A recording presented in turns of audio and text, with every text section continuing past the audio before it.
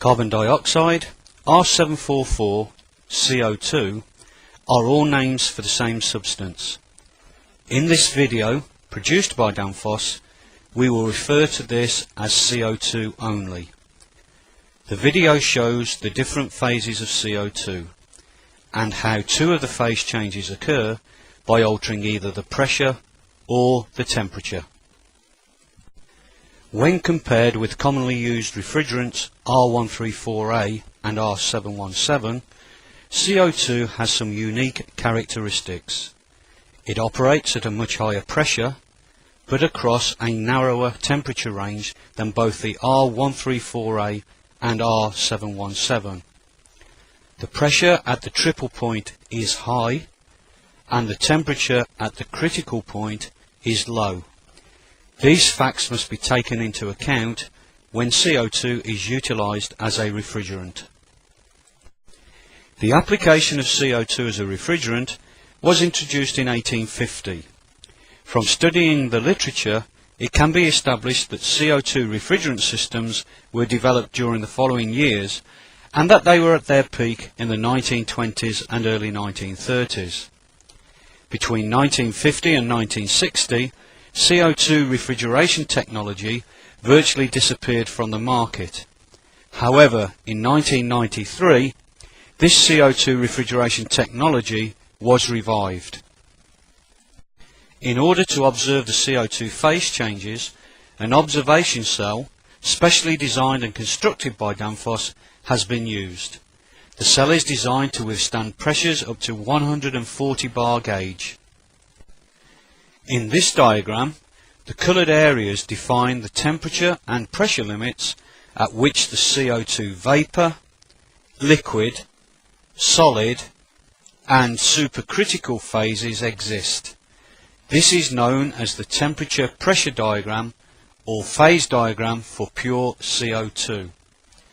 The red solid lines indicate the pressure and corresponding temperatures at which two different phases of CO2 exist in equilibrium.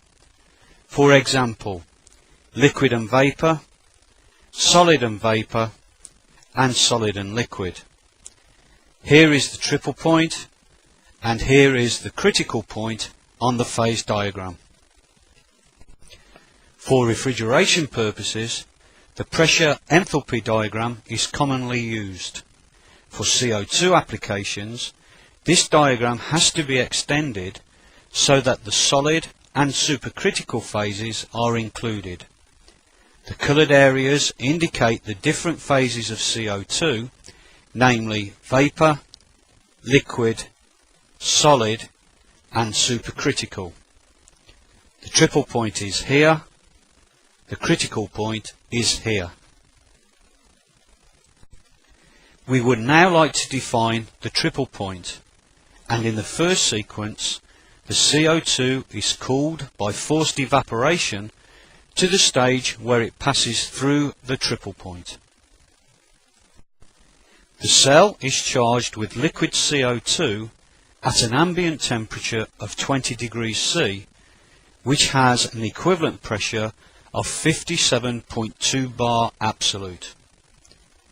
Venting CO2 from the vapour phase allows more liquid CO2 to decant from the supply cylinder to the cell, thus raising the liquid level. When the cell is sufficiently full, both the vent and charging valves are closed. When the CO2 content within the cell has settled, the vapour and liquid are in equilibrium. This is represented by the cross on the vapour-liquid line. The vent valve is now opened to release CO2 vapour. The pressure and therefore the temperature of the liquid CO2 falls rapidly as it boils to produce more vapour.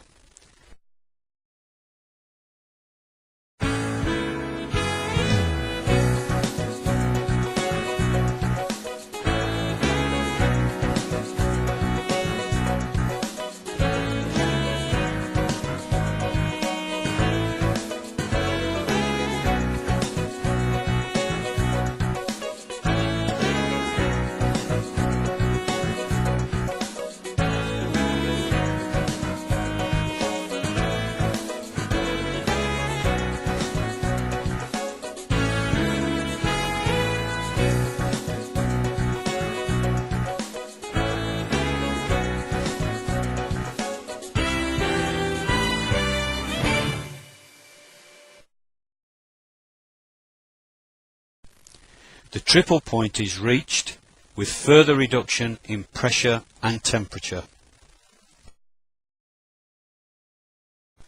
The system has now moved further down the vapor-liquid equilibrium line.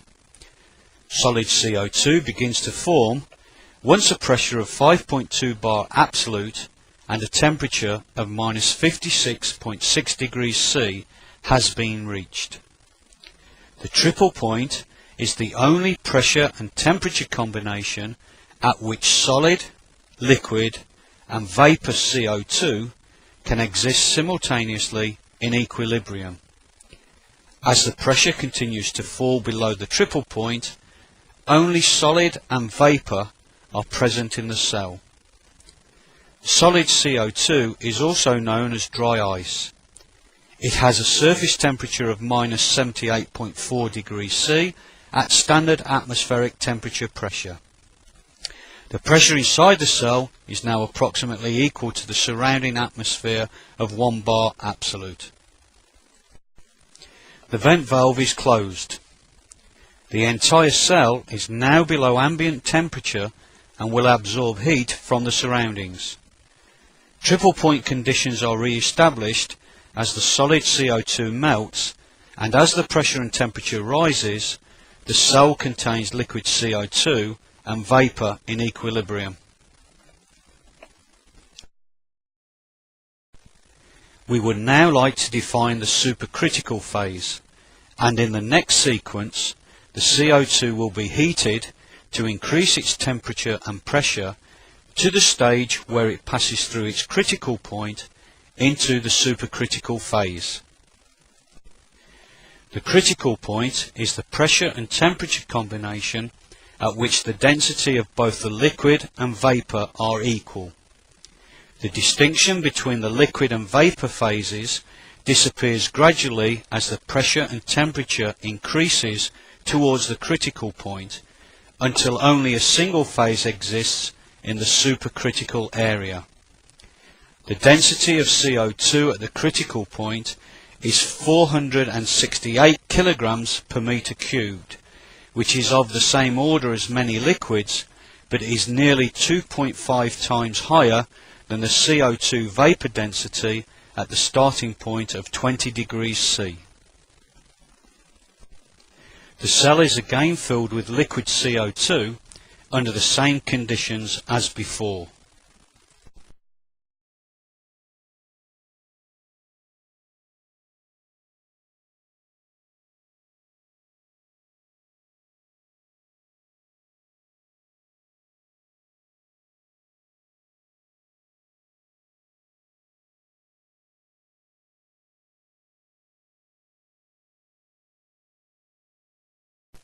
The temperature of the liquid CO2 increases with a consequent increase in pressure as the liquid CO2 boils.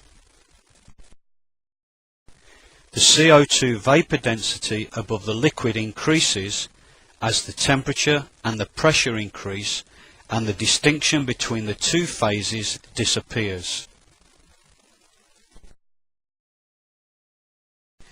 CO2 now exists at a pressure of 73.6 bar absolute and a temperature of 31 degrees C. After a further small increase in temperature, all the CO2 present in the cell is now in the supercritical phase. This supercritical CO2 has some interesting and user-friendly properties. Its high density gives it some of the properties of a liquid, so for example it can act as a solvent for extracting various materials. However, its viscosity is much lower than for most liquids and its diffusivity is consequently higher. These properties have led to a great deal of interest in the use of supercritical CO2 as a safe, effective solvent, in particular for food products. Cell heating is isolated. The supercritical CO2 pressure is reduced by opening the vent valve, and the CO2 temperature decreases simultaneously. When the critical point is reached, the distinction between the liquid and vapour phases becomes evident again. Pressure above the liquid CO2 is further reduced in stages by venting more vapour from the cell, and once again the cell contains liquid and vapour in equilibrium. We trust that you have found this short Danfoss video to be of interest and would thank you for your attention. For further information, please contact your local Danfoss sales organisation.